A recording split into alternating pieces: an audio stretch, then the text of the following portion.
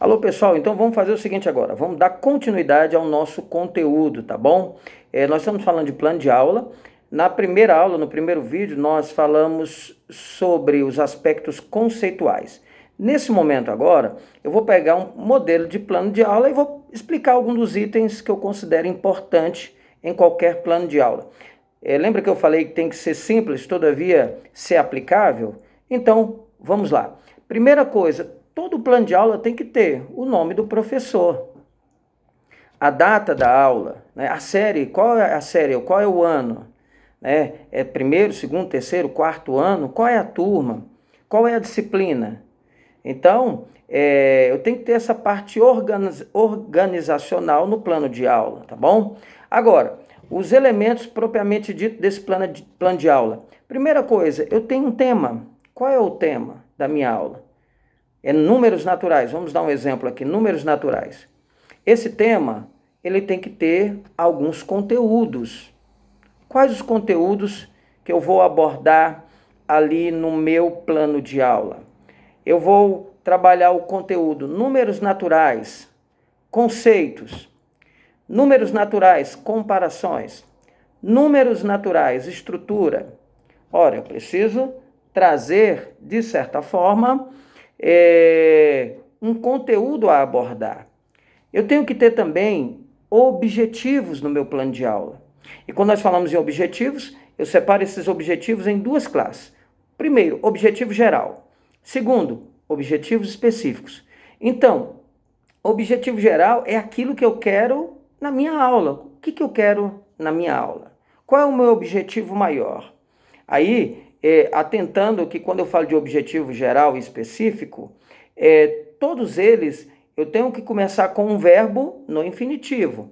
Por exemplo, verbos terminados em AR, ER e IR. Por exemplo, analisar, compreender, verificar, contribuir, enfim, todos os verbos no infinitivo são usados especificamente para eu definir objetivo geral e objetivo específico. Então, o meu objetivo geral, de repente, desses números naturais, como eu falei para vocês, nada mais é do que eu pegar e levantar os conhecimentos que os alunos possuem de números naturais. Eles têm algum conhecimento? Meu objetivo geral é levantar, fazer um levantamento do conhecimento, tá? E aí, eu tenho os objetivos específicos. Os objetivos específicos nada mais são do que os caminhos pequenos que vão me levar ao objetivo geral. Lembrando que esses caminhos pequenos que nós chamamos, esses atalhos que vão levar a um objetivo maior, eles também têm que começar no infinitivo. Então eu coloquei aqui uns exemplos bem simples, né? Verificar se os alunos sabem o que é um número natural. Introduzir conceitos dos números naturais até 100 ou até 3 algarismos, né? Solucionar situações, problemas que envolvam os números naturais, tá bom? Então eu falei sobre objetivo geral, objetivos específicos. Agora, eu tenho que gerar um problema, a minha aula, né, ela tem que gerar um problema para que o meu conteúdo gere uma solução para o problema que eu vou gerar. Então, nós chamamos isso de problematização. Ora, os alunos sabem identificar os números inteiros, os números naturais, melhor dizendo? Os alunos sabem identificar, reconhecer esses números naturais? Já é um problema, né? Eu fiz aí uma pergunta, uma incógnita. Os alunos sabem fazer isso? Não sei, né? A minha aula tem o objetivo de fazer com que eles aprendam isso, tá bom? Desenvolvimento. Quando eu falo desenvolvimento, é a parte do seu plano de aula que vai te ajudar a fragmentar os conteúdos a serem abordados em uma ordem crescente de importância, E, é claro, isso tem que ser cronometrado, né? Por exemplo, o que eu vou fazer primeiro na minha aula? Então vamos lá. Aula de números naturais, a primeira coisa, fazer um levantamento prévio sobre o conhecimento desses alunos no que diz respeito a números naturais. Ora, eu vou trazer os conceitos. Em segundo lugar, eu vou trazer os conceitos de números naturais. Ora, depois eu vou ensinar os alunos, ajudar os alunos a resolver problemas que envolvam os números naturais. Lembrando, pessoal, que esse plano de aula, como eu disse, ele não é rígido. Ora, às vezes o meu desenvolvimento está programado 2 coisas para aquele dia, 3 coisas, mas eu só consegui 2. Ora, e o mundo não vai acabar por causa disso, meu querido, né, minha querida.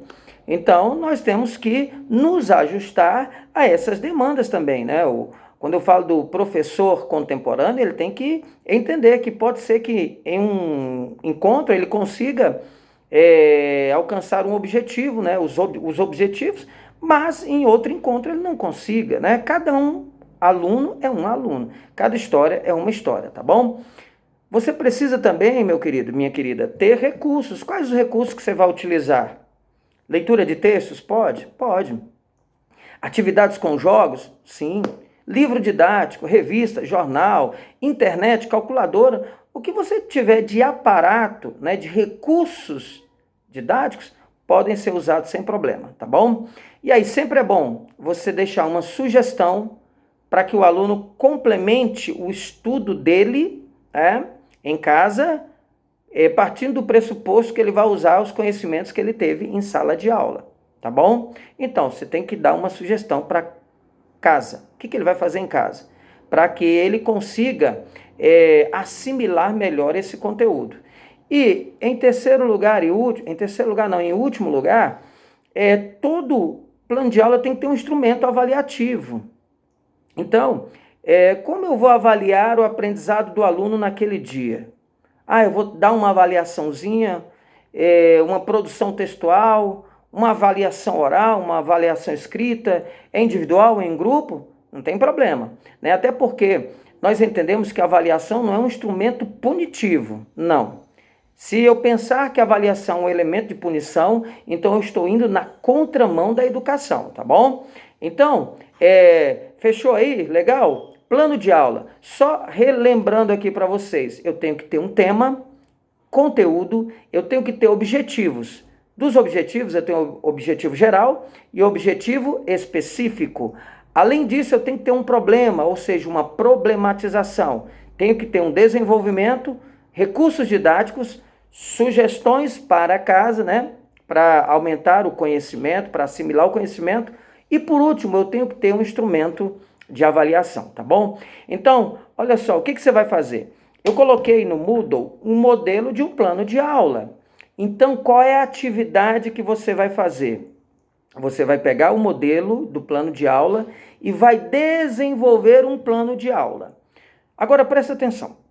Qual o conteúdo, qual o tema que eu vou abordar? Você vai ficar livre para escolher o que você vai fazer. Até porque eu entendo que nós temos alunos do primeiro e do segundo semestre. Então, geralmente são alunos que ainda não estão com uma gama de conteúdos para poder elaborar um plano de aula. Então, o tema é livre. Você escolhe o tema que você vai usar para elaborar o seu plano de aula. Lembrando que ele precisa ser redigido, tá? Um texto lá no computador, tudo bonitinho, dentro das normas ABNT, tá bom? E aí o que você vai fazer? Terminou esse plano de aula, você vai pegar e vai enviar para o meu e-mail, wellington.luz@jk.edu.br, tá bom? Que inclusive é o e-mail que eu coloquei lá no grupo de WhatsApp, beleza? Então, pessoal, finalizamos aí a nossa parte, né, do conteúdo relacionado a plano de aula, tá bom? Plano de aula. E até a próxima, até o próximo vídeo. Muito obrigado. Que Deus continue nos ajudando aí nesse momento aí de tanta luta, né, de tanta dificuldade, tá bom? Eu acredito que as coisas vão melhorar e que breve nós estaremos juntos. Um abraço para todos e fiquem aí tranquilos. Um abraço.